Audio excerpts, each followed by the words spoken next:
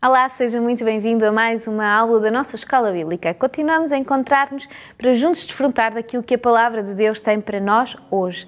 Com experiências de outros que já viveram, já experimentaram e tiveram a oportunidade de ter grandes experiências com Deus, temos a oportunidade de aprender. Temos a oportunidade de aprender como vai ser, como foi e como será no futuro.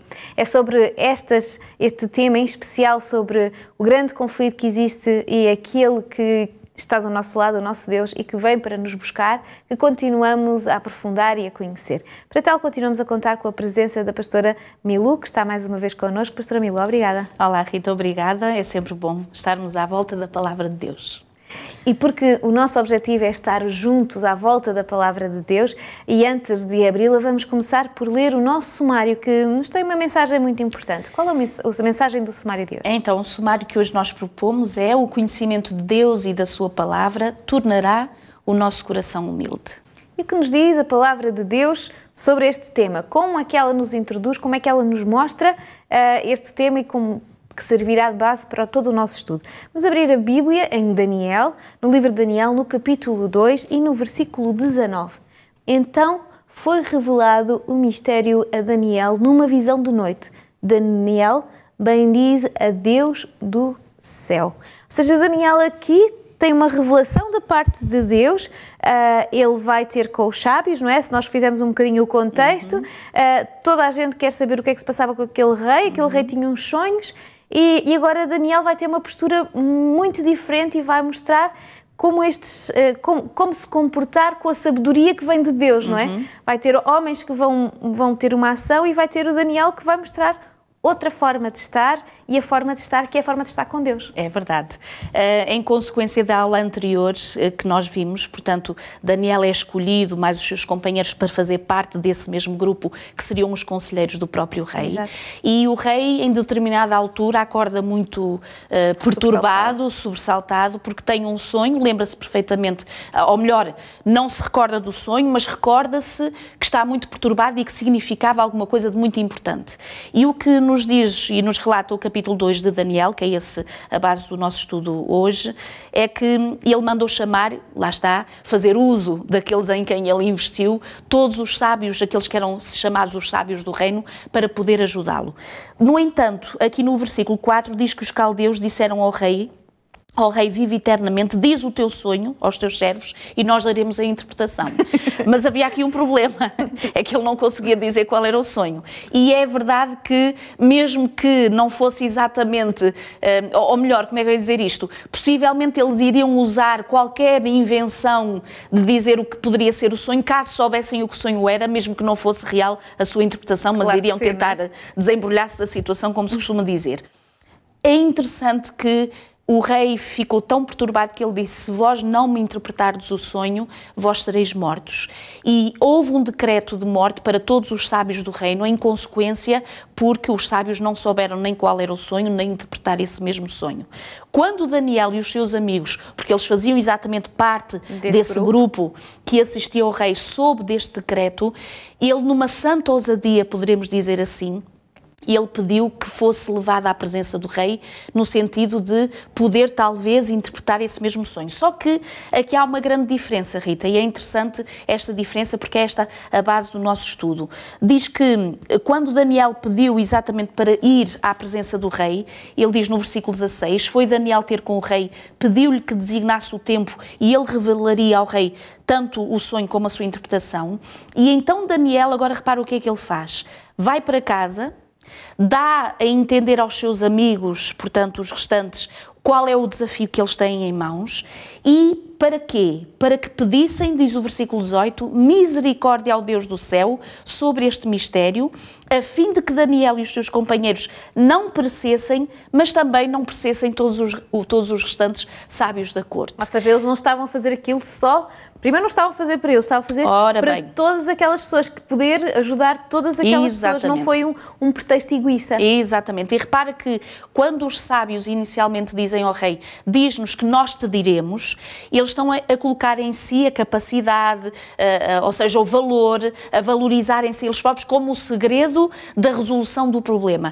Quando aqui há uma atitude completamente oposta em relação a Daniel, há esta atitude humilde, aliás, ele havia percebido que sem Deus nada é, havia percebido já o quanto Deus já o havia agraciado por ter realmente valorizado o seu esforço, no sentido de, ao ele ser mínimo, ser fiel nas coisas mínimas, Deus lhe deu coisas maiores. E aqui está uma delas em que Daniel aproveita, e como dizias, não só para ser bênção a ele, aos seus colegas, mas também àqueles outros que ali estavam e que estavam sob a orientação e a palavra daquele próprio rei. Então eles vão, e repara a oração bonita que Daniel tem com os seus colegas, no versículo 19. Então foi revelado o mistério a Daniel numa visão de noite. Daniel o que é que fez? Bendisse o Deus do céu.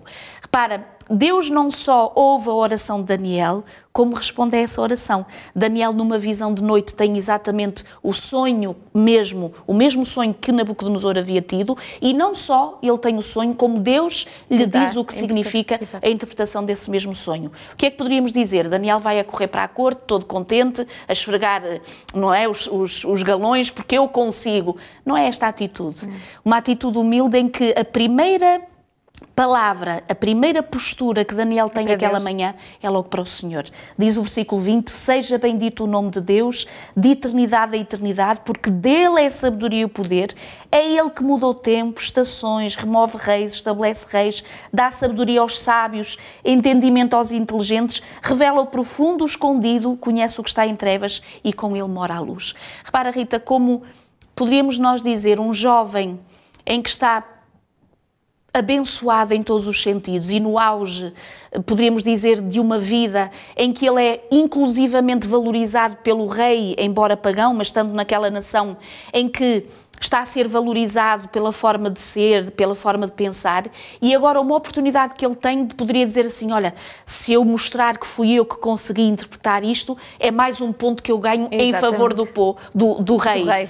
Mas não, a atitude que Daniel tem em qualquer situação, seja numa situação mais boa, numa situação menos boa, numa situação difícil ou numa situação de vitória, o Deus de Daniel continua a ser sempre o mesmo. Ou seja, nós podemos dizer que ele, para além de fiel, vai ser humilde. São duas características grandes e importantes no cristão e que houve em Daniel, não é? E esta coerência de vida, esta entrega que Daniel tem a este Deus maravilhoso, que acaba por ser a razão do seu sucesso, a razão da sua vitória. É interessante que não deixa de ser, mesmo assim, o facto de Daniel ser fiel a Deus, que o livra de todo e qualquer desafio, ou que fica isento de desafios e de problemas ou de dificuldades. Foi isso que nós vimos nas aulas anteriores. Ou seja, não é pelo facto de amarmos a Deus ou de fazermos Deus a primeira pessoa na nossa vida, que por si só estaremos isentos de angústias ou de problemas.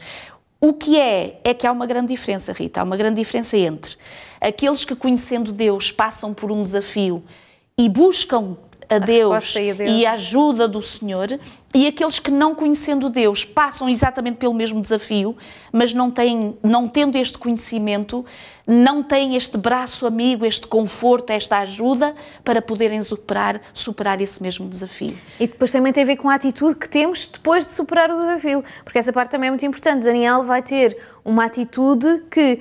E ele não acaba por perder nada com essa atitude. Podemos dizer, ele perdeu o protagonismo. Não, ele continuou e foi alguém de confiança dos vários homens que governaram aquele país. Cada vez que vinha alguém, confiavam nele em situações muito perigosas. Ou seja, ele recebeu todo o galardão possível, mas nunca o pedindo para ele, nunca fazendo nada para isso. Ele foi sempre humilde, correto e ia recebendo, porque Deus estava com ele e as pessoas precisavam de alguém que estivesse com Deus para os ajudar a eles também. Exatamente.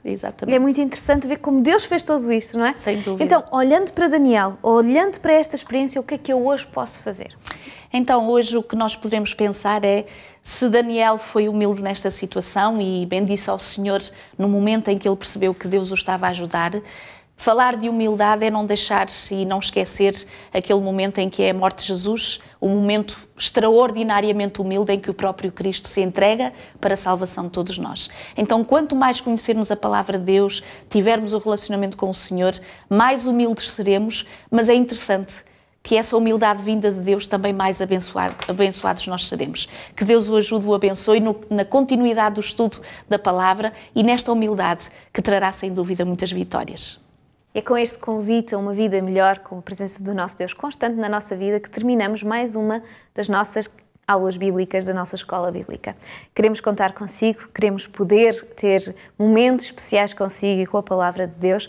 Para isso encontramos-nos na próxima aula bíblica. Até lá!